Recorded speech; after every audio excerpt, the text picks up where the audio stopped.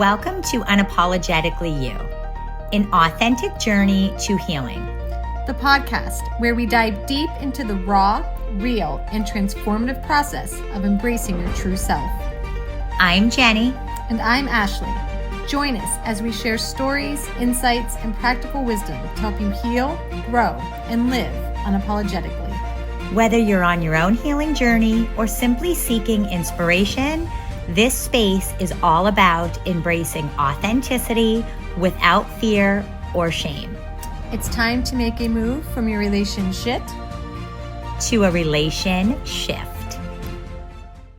Here we are today with Jackie, and we're so grateful for you being here. Yep. For our podcast, yeah. And I'm like, I couldn't, when we were doing the podcast, I'm like, Jackie's got to be our first guest. Like, there was no one else that I could think of that should be here for that. So, quick introduction for everybody, though. So, Jackie Williams, we're going to talk about this too. So, You have a book, you're working on another one. Yeah. Right? Okay. So, full-time mom, full-time wife, full-time entrepreneur, coach, mentor, leader, all of those things.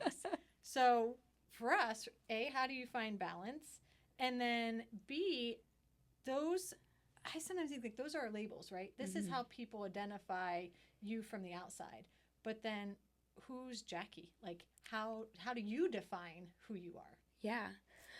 Wow. So, I mean, I was like, there's a lot there. Now I know why sometimes I'm tired. Yeah. So, Way to put her on the spot yeah. right from the start. No, that you did great. So, okay, I guess if it was the first thing, how do I find, or who do I identify as, or how do I find balance? Which your one? balance. Yeah. So let's do first with all of that. How do you find balance with all the different things that you do? Yeah. So Beautiful. Wonderful things. Yes. Yeah. Thank you. So, it's not always well balanced, right? Yeah. I think sometimes you're like, oh, like if you're on like a tightrope, sometimes you're like, whoa, we're a little over here, whoa, we're over there. And, I think one way that I try to like balance it is like having those moments in the morning when I start my day, like, hey, how do I want to show up as today? And what am I going to forgive myself from yesterday are two things that I've learned a lot with who I've worked with in terms of like getting the balance, right? And so every day is a new day to like, okay, who, does Penny, my daughter, need more of my attention today? Does Royce? Do I need to like change things in the business so I'm focusing on different things? So you reflect back on the day that you had of like, okay, how can I show up differently? Yeah. In the morning. In the morning. Yeah. And so, one thing that Adam and I did, it was almost a year ago now, is like really identify what our key values are, like our core values, our individual core values, right? Adam is my husband. Sorry for the lack of introduction. And I'm so grateful for that because that is how I try to look at every morning. Like, okay, my core values are that I am faith, joy, truth, impact, and excellence. And how did I show up in those 5 areas? And what do I want to focus on today? Like what maybe was lacking, and how do I, reflect that in the different areas of my life? What are your core values? Like what are you looking at to say, okay, this is what defines you, or is what you wanted, or how is that? We did this cool exercise where there were, I think it's like you can buy it. It's like a pack of core values. Okay. And it's just like these little cards, and you kind of go through them and which ones really like speak to you. Like, how do you want to show up in the world? And those were the 5 that I settled on. And that's hard for me because I'm always like, I want to be everything to everybody. I want to be everything to me. I want to be everything. Yeah. And so I think it's like having that, what doesn't fit to find out what fits kind of thing. So when you said you had settled on 5 of them, do you mind sharing what some of those are? Yeah, so joy, faith, truth, impact, and excellence. I love that. I like that. I feel like that really does fine. If you know Jackie, that's fine, Jackie. Yeah. Really. So and so sometimes it's like, hey, I've been putting joy at the end of the list. Maybe I need to focus on joy today. How am I showing up as joy to people, or am I showing up as like, I'm trying to get through today? Yeah, and I know that joy is important to me, so how can I be like finding the joy even if it's hard today? Right. Yeah. Now, when you do have days of overwhelm, how do you manage those days? What do you lean into on days where you're stressed or overwhelmed? I like that question. Yep. Yeah. So, well, first of all, I have to remember to forgive myself for those days, and that's going to be something I'm thinking about the next day. But in the overwhelm, one thing that I've found is that if I make a list of all the things that are overwhelming me, and prioritizing what I can focus on, the overwhelm starts to, diminish, right? So like, so list all the things that are on my mind, and then that kind of will release the overwhelm because now you at least know. It's not like, oh, that one's flying over here. Oh, now I got to do this. Oh, yeah. Like, so you almost hone in and focus and become intentional yes. of when you're feeling overwhelmed of, okay, these are the things I'm going to focus on, right. opposed to just being scattered. Yes, exactly. So, and I'm very lucky. My spouse will be like, Jackie, did you make a list? And I'm like, I'm going to do that. Like, that's amazing. You both support each other, though. Yeah. I think that's so important, almost like an accountability partner. Yes. You have somebody in your corner to cheer you on and to help you reach and become more intentional of things that you want, goals you may want to reach or living the life you want to live. Yeah. Do you think when you're, because we talk about like dating and relationships a lot. Yeah. Because I've talked to you about it too. Do you think it's important to have that person that will help you be accountable or that aligns with the same views? Like, and I think, aligning, but also like has aspirations and strength and momentum in areas where you might be scared to have it. Yeah. And that is balance a each other really, out. So coming back to the balance. Yeah. So there's a lot of things where my spouse is really good at those things that those are things that I want to grow in. So it's kind of awesome to be pulled in that direction. And I hope that he feels, the same way. Hey, you don't shy away from it. It's like encouragement to like, yeah. Hey, I can Well, they say relationships are our mirrors. Right. So you definitely sound like each other's mirrors. Yeah. I had some really bad mirrors. You got to clean that shit. Mirrors. How you get the Windex. Well, I mean, but you know A lot of what? murkiness on that mirror. That is part of working on it, right? Like, where am I being a murky mirror, Like, and Like, can I clean the mirror this here? Mirror. Yeah. I need a new one. You Oh, break that shit. Some mirrors you look really good in. Yeah. Oh, yeah, right? Like the funhouse mirrors? I love that, though. But isn't that the truth? I mean, Yeah. Yes, I love it. That's true. Back to the challenging question. Yeah. So you have all these hats you wear. Yeah. Yeah, Literally. Yeah. Hence the key. Who is Jackie underneath it all? At Outside the end of the day, stripped of all these labels. Yeah. How would you describe yourself? I think spiritually, I'd like to think of like I'm here as like a vessel. I'm like I'm here to do what, God's plan was for me. In terms of like what do I find fun in or like what like humanly me, I guess like I'm someone that loves to read, loves to take in like, spiritual meditation, like, like I like to enjoy things. I like to have fun. I like to put on a fun outfit. I like to go through my closet and just play, I like to ride horses. I really feel like it's the joy in things. That's so beautiful. That's like your word. And finding that. You have this ability and knack to find that in all things. Thank you. Even when it's not good. You know what I mean? Right, like you're like, you can put a positive spin on it. Right? Oh, I've noticed that. You're able to Which be like, is yeah, beautiful. but. Yeah, because most people can stay in that like negative and you're like, okay, yeah, but. I feel like that's like underneath of all of those things. Like that's your true gift or purpose. Oh, of, thank like, you. I'm able to bring this, and I can say that because I know Jackie. Right, so, right. So like I feel like a lot of times that's like, okay, this purpose and helping others find joy, especially in times when you don't have it. And helping them to recognize that. Yeah. We all have like the secret superpower. Did you feel like that as a kid? Yeah, that's what. Yeah. I don't really. I feel like I grew up in a space where, like, I feel like there was joy in holidays, there was joy in birthdays and stuff, but I don't know that like it was necessarily important to find it. Yeah. I don't know. So maybe this is not something you were taught. I don't. I don't think so. I think that there was a lot of obligation, and that might have just been me being the oldest. Okay. Like sense. the oldest daughter, where there's just like I have to set the good example. I think I had a lot of focus on responsibility. Yeah. And so I don't know if maybe that was one thing where, okay, if I have to show up, I have to find the silver lining, maybe? Oh. Okay. I don't know. I don't know if that which served you well as an adult. I mean. Yeah. Yeah. So we were talking about that before the show, like how truly our childhoods and the things that people say and like impact who we are growing up and the decisions that we make. But how have you been able to, sometimes people get stuck in it and they can't get out of it. For example, somebody had told me that when they were a kid, they were running through their neighbor's yard. And she was a little girl. I think she was like 8, 9 when she was doing this, running through her neighbor's yard, as kids do. Well, this neighbor, this older woman, grabbed her by the arm, shook her arm, and said, "You're such a rotten little girl." Well, she had told me, right? I mean, it makes your heart like, really? Like, who would say this to this little girl? Yeah. That's just having fun and being joyful. Right, yeah. Well, this woman did. And so this person as an adult told me that story. I didn't know her when she was little. So as an adult, she had told me that story. She said it had stayed with her for years. And for years, in different situations of her life, she literally felt like that rotten little girl. Yeah. And we were just saying how, I mean, it's one of those things when you're a kid, you're so vulnerable and you can be conditioned so easily by what others say that it almost like stays with you and could shape your adulthood in ways. So, and I know you always, and I was telling Jenny, like Jackie says, whose voice are you listening to? Who do you hear?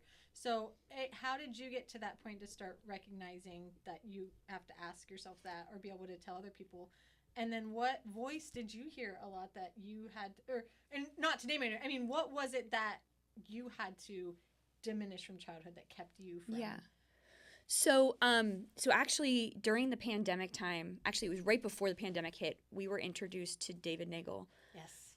As a coach, right? And it was almost like, I mean, not almost, it probably, I feel like everything happens as it's meant to, right? So we were actually, it was February of 2020 that we went to our first, well, Adam had gone to a seminar before by himself, but we went to our first seminar together for him. And it was like crazy because then March was when COVID hit, right? And I chose to do a 1-year program with them, but in other programs I did with them as part of just all of the things that he provides, that was one of the things is just like, hey, whose voice is that? And like release it, right? Yeah. Like recognize that that's maybe not the truth, right? Find the truth is a big thing that they espouse. I like that. Was that a game changer for you? Yes. Going through that program? Yes. I think I didn't realize that maybe some of the voices that there were like voices there telling me that I was like, I thought I was bad. Yeah. I always thought I was bad. And it's like when you said that, that's why I think it hit me so hard, is like I could hear when that little girl could hear, "You're a rotten little girl." Well, is she like that's really hard to hear because that's like her whole identity, right? Absolutely. And we're not, well, I mean, we're not our actions. We are, like, I like to think we are first good. Like, there's God within us. God created us. Absolutely. So, like, we are first good. Do people make bad decisions? Yes. But that doesn't necessarily make us bad. That's part of the human experience. Right. Yeah. And again, I think we're all on this spectrum, right? So nobody's all good or all bad. We're just having human experiences. Exactly. Yeah, that gave me goosebumps. So I was going to ask you that because we talked about it's very important, especially with healing and growing, to have a source that you turn to. We've talked about ours is in God and having faith in God, and I know yours is too. So what is that relationship like, and how do you use that in your everyday life how does that shape you, and when did you recognize, because I know just from talking to you, you always had faith growing up, but when did you recognize, like, this is a real source that I have to lean into and able to help you through tough times? Yeah, so my faith journey has gone from very traditional, like very, I guess, like really just the monotony, that sounds Were you cold. raised Catholic? I was raised Catholic, okay. I was raised Catholic and still have my kids, Yeah, so it's like, practicing Catholicism, what to me there was a lot of just memorization. There was a lot of like just going through the motions, right? But I always did feel like an extra special connection. So when there was more like, I don't know what, maybe ecumenical, I don't know that's not the right word. So when there was more, like, I guess let me say it this way.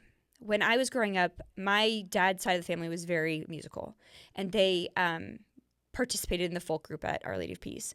And like my dad's one of 14, so many Oh of the my people goodness, in the that's a folk big group family. were my aunts and uncles. And it was one of my favorite parts of growing up in the church, because I felt God, at In 9 the o'clock music? mass. Yeah, in the music, right? Okay. So, Yes.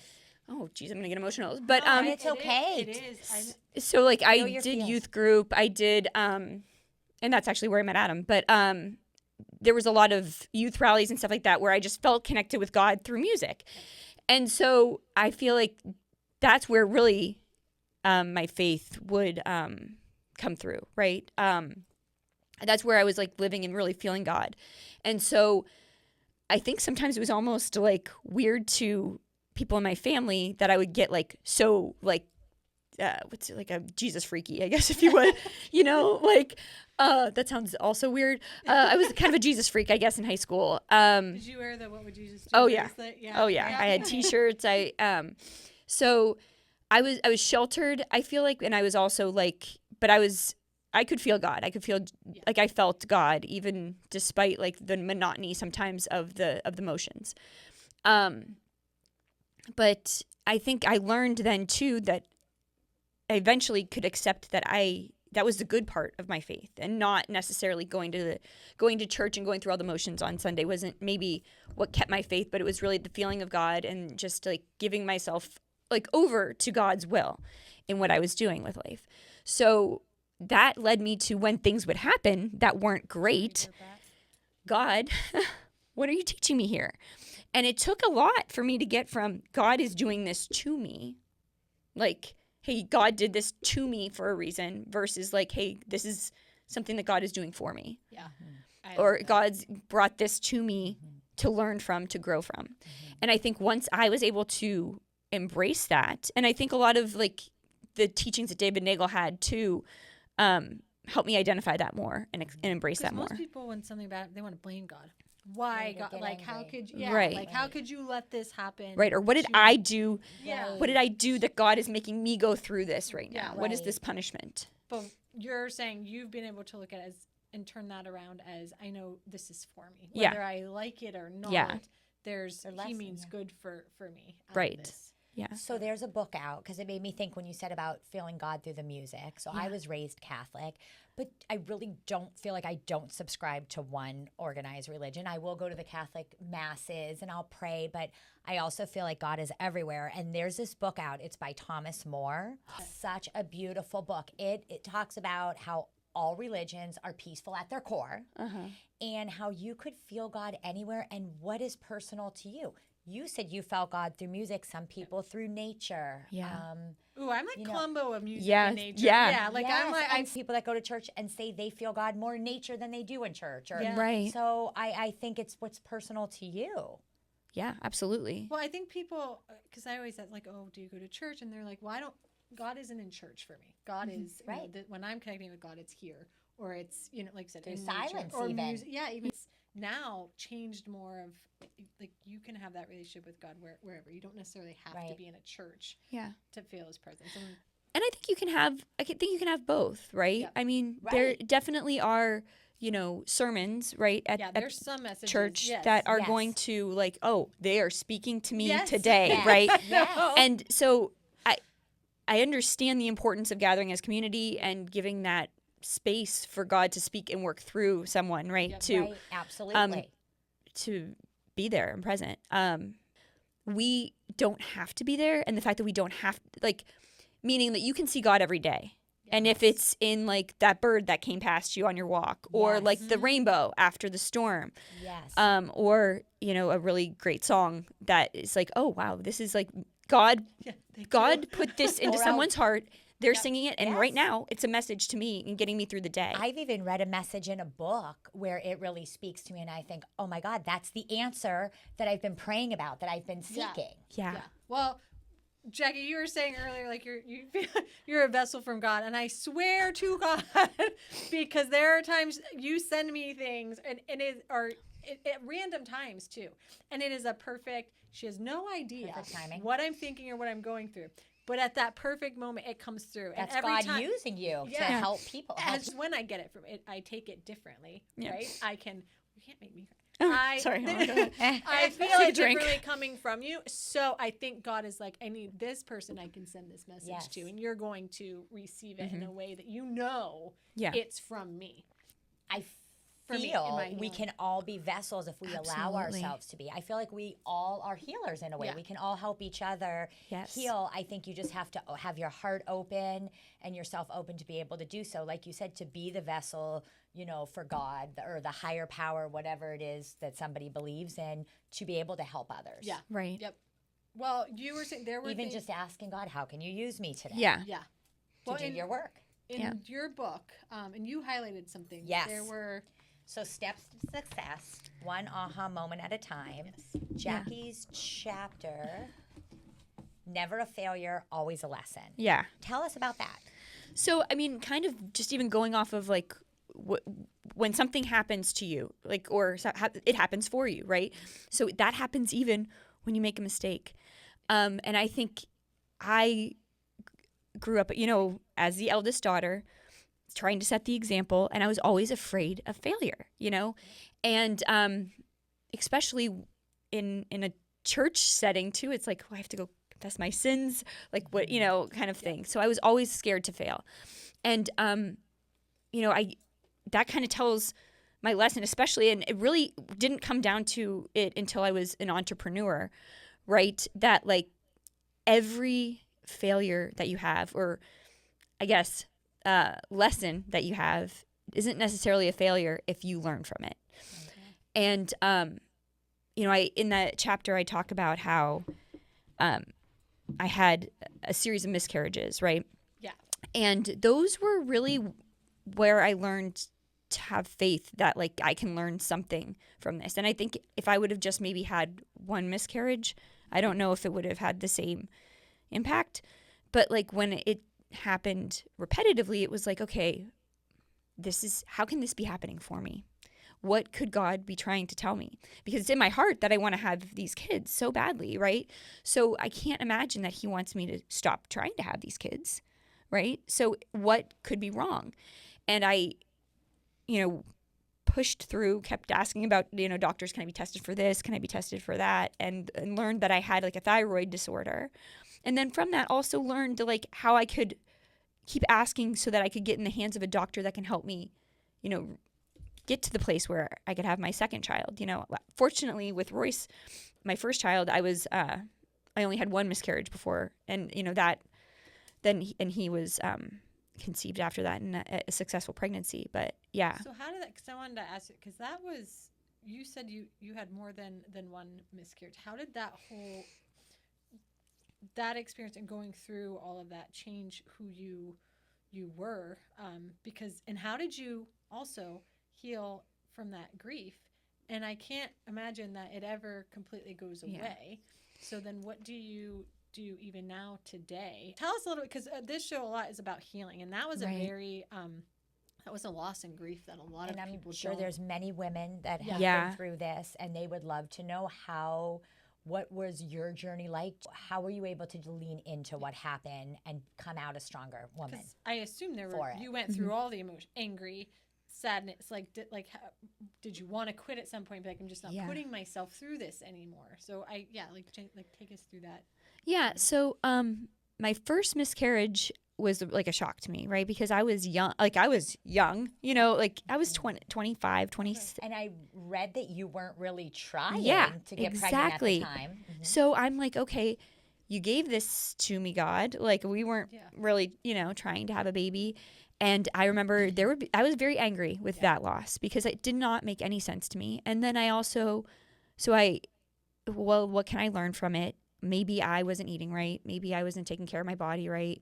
You know, I was in a position at work that was kind of a high stress environment. So I went and changed a bunch of those things. I started like making sure that I wasn't so focused on being super skinny, you know, just healthy, and making sure I had the right nutrients. And then I changed jobs. You know, I thought that was the answer. I had to like change everything basically. Yeah. So I was grateful that we tried again, eventually and Royce was conceived. So it was the first one, then Royce. Okay. Yeah. So now you're thinking, I'm fine. Right. It must have been all those things. Yeah. Okay. And so we had wanted to space the kids out. Adam was building the law firm, so it was just kind of like we have this other like business baby in the incubator here. We'll not worry about a human baby for a little bit. And so when we thought we'll try for another one, I was making sure I was doing all the vitamins well and everything. And I'm like, but I was still, I think that never goes away, and I will always, I do have the silver lining that, if Jude, the first pregnancy had, if he had been here with us, the timing wouldn't have lined up to get exactly Royce. So I also think, I have a space, I have love for that pregnancy, for that baby. But I also know that if everything had transpired with that pregnancy, I wouldn't have the blessing that is Royce. So that was helpful in my healing because it couldn't have been both at the same time, right? I got what, we got, the world got what God intended, and Jude was here for a different purpose. So, so then in August of 2015, I found out that, I lost hope, our third pregnancy. And, I had thought, okay, she was due in April. It seemed like all these things, I always wanted an April and October baby. This is going to be great. This is, all these fun things. And, out of nowhere, I was doing everything healthy, lost a baby. Right, you'd already made all the changes before. So I was okay. I've had Royce. Yeah. So what is going on, right? So I'm like, okay, well, it is what it is. Maybe it's just my body, but it's really hard to hear that. And with that pregnancy, I, went to the ER when things weren't going well. And it felt very like, okay, well, you can have a D&C now, or we can figure out something later. And it didn't feel like I was kind of supported in making that decision. It was just kind of I'm still in shock. You literally just told me an hour ago, there's no heartbeat. How is that possible? And so I did sit with that for a while of did I do the right thing? I didn't feel like there was anybody really talking through all the implications of this. I've never had this performed. And that was a really hard thing for me to heal from, because after I had the D&C, the emergency you didn't have D&C. to do that for the first one. So No. now here comes the second one. Right. With this extra trauma now added Yeah. to it. So then I guess the last cherry on the whatever. I stink at these metaphors sometimes. I always I mess them up. But anyway, the whole topping of it off was they put me to recover in labor and delivery from this. No. So I'm no joke, hearing babies cry, and I'm waking up empty. Literally, spiritually and physically, That's very traumatizing. So Heartbreaking. That's a little Yeah. PTSD there right. for a little while. I got a little packet with a little blanket. I think that they a piece of a blanket memorializing, but no information about what do they do with the baby's remains? Do they bury it? How far along were you, Jackie? Don't mind asking. Yeah, it was 8 weeks. So 8 weeks is where I was generally losing them. So it was very early. It was a very early loss, but It very doesn't still matter. Doesn't make Moms it- are already I was planning. gonna We- say, Yeah. you you had become a me. mom the Yeah. minute you become pregnant. Yeah. So I mean, So it was very very hard. And we had kind of already, I think, talked to Royce about it, so it was also hard for him to explain it to him. He was very young. He was 4. Yeah. I mean, not enough to realize something was off, right? So yeah, I didn't know then about Emma's Footprints, which is something that helped with my healing, going forward. it's a beautiful organization. Yes, yeah. And so, sorry, was there something else you wanted to ask? Well, the only thing I was going to say, reading your chapter and hearing you talk, I feel that you're a bit hard on yourself and that you have almost blamed yourself for some of these miscarriages. And I'm going to assume that's what a lot of women do, Yes. that this had happened to. So how are you feeling about it today? Are you still carrying some of that blame or shame from you having those miscarriages? Because reading the chapter, hearing you talk, you are very hard on yourself. Yeah. And I can see where it seems like you've blamed yourself for a lot of that. Yeah. Which obviously you had no control Right. over that. That was your moment of really surrender. Yeah. So where are you today in that process?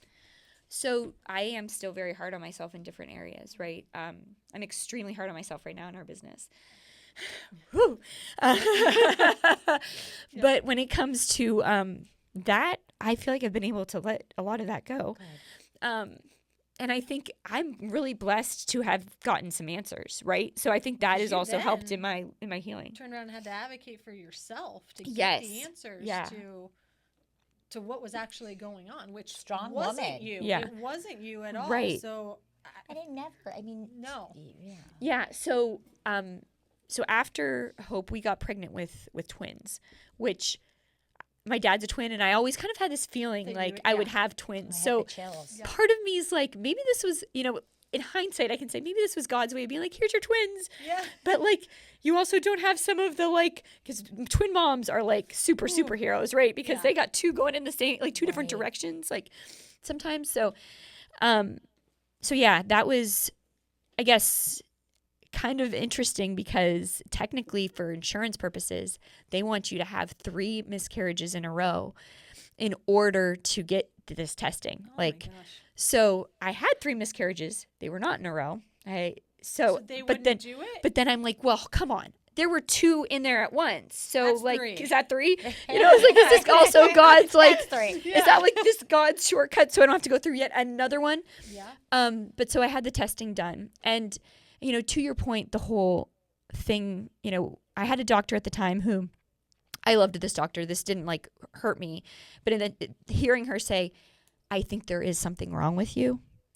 Like that was like, oh, so it's my fault. Yeah. Right. Or it's me. And that was hard to hear, but it was also like that moment where it's like, sometimes we have to say, hey, there's something wrong. Is it with me or what I'm doing?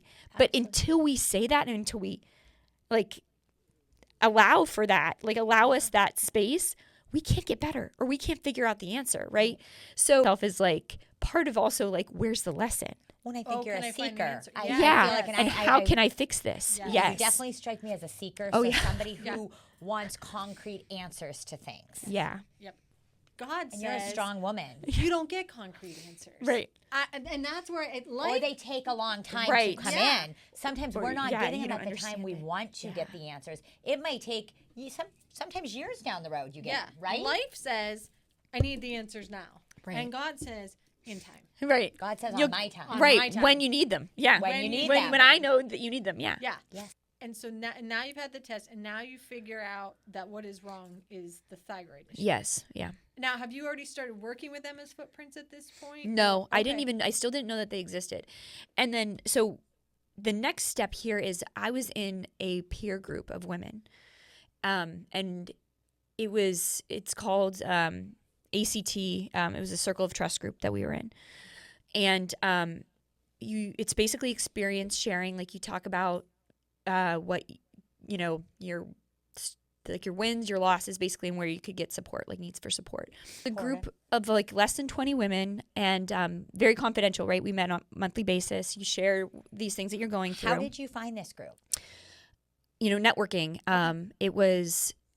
It's a group of professional women. Okay. And then like basically, we have them in Erie here. There are 3 groups right now. And it was affiliated with the Athena program, but I don't know if they still have that affiliation or not. I think that's something that comes and goes. But in any event, it was like basically a commitment to this group of women that you're going to be there to support them through what they're going through, right? And be there in a confidential way.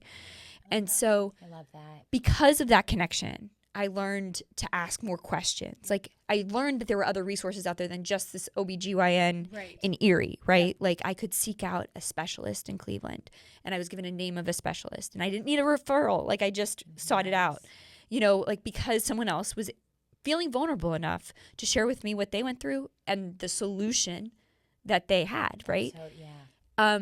And then it just happened, like when I joined that group was when I was losing the twins. And so it was like one of the first meetings. I'm like, hey, I don't even know you guys, but like, blah, blah, blah, blah, blah. Yeah. Like, Here it is. yeah. And because of that, you can find solutions. So I think sometimes as women, we feel like we have to, keep it to ourselves, especially in that miscarriage space. Like it's, you don't want to bring down the room. You don't want to like but having that safe space. Well, and I think there's shame and blame that goes Right. with it. And so, as you said, it's one of those things you need that safe space to be able to open up Right. about those things. Yeah. What advice would you give to women that are going through this or feeling that type of loss and that pain and that blame on themselves, to that there is a light at the end of the tunnel? And how can you honor the babies that passed and move on through that healing? Yeah, so I mean, Emma's Footprints has a lot of support groups. Tell us in about this Emma's Footprints. So for specific anybody thing. going Yeah. through, a hard time right now, losing a baby, so tell us about Emma's Footprints, where they can actually reach out, get some help. Yeah, so I am on their finance committee, so I don't know a lot of like the offering. Like if you go to their website, there's Emma's Footprints. I think it's We dot. can link this too. Yeah. Hold for on a this minute, I have episode. Is the website on here? It is emmasfootprints.com. Is it national or just local? It's Emma's local. Footprints? So I didn't even tell Tracy I was going to talk about this today. But you're wearing pink and that, like, I'm like, oh. And actually May is Emma's birth month. So Okay. they're celebrating her Perfect. birthday this month. But Tracy, Emma's mom, started Emma's Footprints, and Tracy's local to Erie, Edinburgh area. Amazing. Yes, yeah. And there's resources for people who have lost infants and, early childhood. So Okay. like, I was gonna say, oh, is it infants, just- yeah, and also pregnancy loss, yeah. Okay. And so they, help people get through the funeral process when it's like, young, infant loss. And also, they help through, just there are a lot of resources for therapy. There's a lot of resources to like support groups, et cetera. And I think they even have like support groups for dads too, because I think we forget about the dads a lot. So there's a Bible. There's like if they've named the baby, there is like a little like something. I think there was like a necklace or bracelet that they used to send. I don't know if they that's still do that, beautiful. but like just like a whole remembrance, like, hey, I got you, kind of thing. So to Yeah. help with that, I'm sure many people. I mean, Yeah, they're like- they do help people nationwide. Okay. Like I've Okay. sent Okay, people, good. like I Okay. had Okay. one of my childhood like best friend was in, I think Wisconsin, and I was able to send a package for her, do a donation for her. So if you are going through a significant loss right now, definitely reach out to an organization that can help you. Yeah. You don't Yeah. have to do this alone. absolutely. What other things could you say for, again, to like I said, honor those babies or get them through that healing process? Yeah. So I did, tell people about it, right? I wasn't So talk about ashamed it. of it. I did talk about it. And, I personally had angels in our garden, one for each child. And like our kids know about it, like I think talking about it Making it is real. good. It Yeah. happened. It Right. just- It's It's your right. reality, Yeah. right? Yeah. But I think it's like also like coming to terms with when I can start looking for what it was for. Yeah. And Purpose. but until you get to the purpose, it is a hard journey. And it's So okay to pray. It's okay to be I mean, I yelled at God a lot. Right. Yeah. A lot I yelled at God, but he's there for it, or Yeah. she's It's Yeah. okay to be angry. Yeah. To feel and do So the feel feelings. the anger, and be raw and real. Yeah. Like Right. it's okay to feel the emotions. Like No. feel the emotions and don't judge yourself on the Yeah. emotions. It's like that you said that's okay, because a lot of times It people is are like, okay. again, oh, I can't believe I'm feeling this. I shouldn't be. Right. Now I'm a bad person. But like you said, it's really okay during that time to feel that way. Yeah. jealousy and anger are bad emotions, but really they're just our moral compass to let us know maybe what needs healed, Yeah. Right. where we're at, what are some of our desires on our hearts. Right. It's all part of the human existence. Yeah. You can't be too hard on yourself when you feel those. That's And, everybody. and sometimes it makes us better. I was listening Yeah, to it a podcast does. last night when If I was on you my look walk. at it in Yeah. a positive light. Right. Like someone was saying that they were jealous of like their partner, like their business partner, because they showed up in a way that like, hey, I want to show up like that. And it makes you feel like, okay, well, I'm going to do this so I can show up and like be as good as them, because you actually want to surround yourself with people who you want to be like, right? Let that So- inspire you. Exactly. So sometimes it might feel like a tinge of jealousy, like, oh, they really got it together today. I didn't get together. And it's like, oh, but I'm going to get it together tomorrow. Use that as your yeah. roadmap Yeah. Yeah. to where you want to go. Yeah. Well, and then you had said, sorry, I feel like I keep cutting you off. No, I know you have no, like no, a. no, no, no. Go ahead. So, do you feel like that has strengthened you? Because, like you said, now God has given you this new role, And now it is this new struggle. And but Yeah. you still you're still showing up every day. And sometimes I wonder, so You were still working. yeah. Yes. But you come to work together, like head to toe together. From the outside, you can be like, Jackie's doing the thing, has it together. But you're always very real and honest about like, no, I'm struggling. Like, this is hard. Yeah. This is not easy. Do you feel like having to go through those pains and struggles in the past is building Oh, up absolutely. to then be able to handle what you're doing right now? And then do you find yourself in a place again of like, okay, God, Yeah. Oh, yeah. here we are again. Like, why are you here?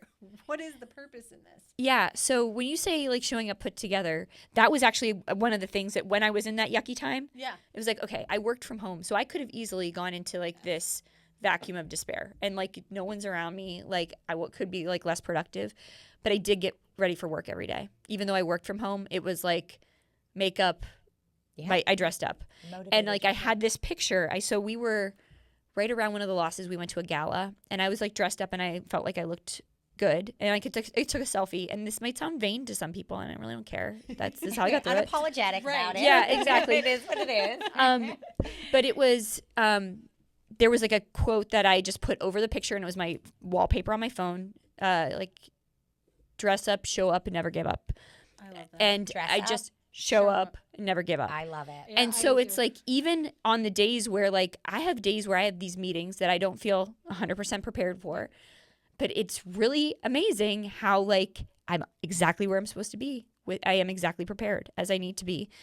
Even if that preparation had to be quick or it's not, the meetings end up going well. Yeah. So Like you're doing the damn thing. You're I'm like, doing the I damn thing. still- Exactly. Right. Still did it. Yeah. Like, still got it. So even now, every morning, because it seems like I always see on your Facebook and Instagram that you're dressed up, you're in a Best cute outfits. outfit. Yes. Yes, you're put together. Yep. How much time do you allow yourself, or is that do you carve out that time to make sure I'm gonna this is do this my- for me?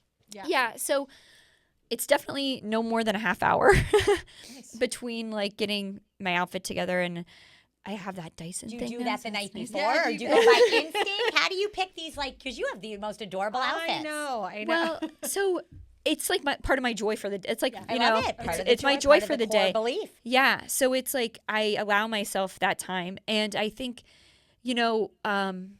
right now I'm kind of doing themes, which I think also like helps stretch my brain. Like, do I even like this? Right? Like right now I'm doing May florals, and there's little flowers I here love because it. I'm not really a I like floral that shirt. It's person. super Yeah. Yeah.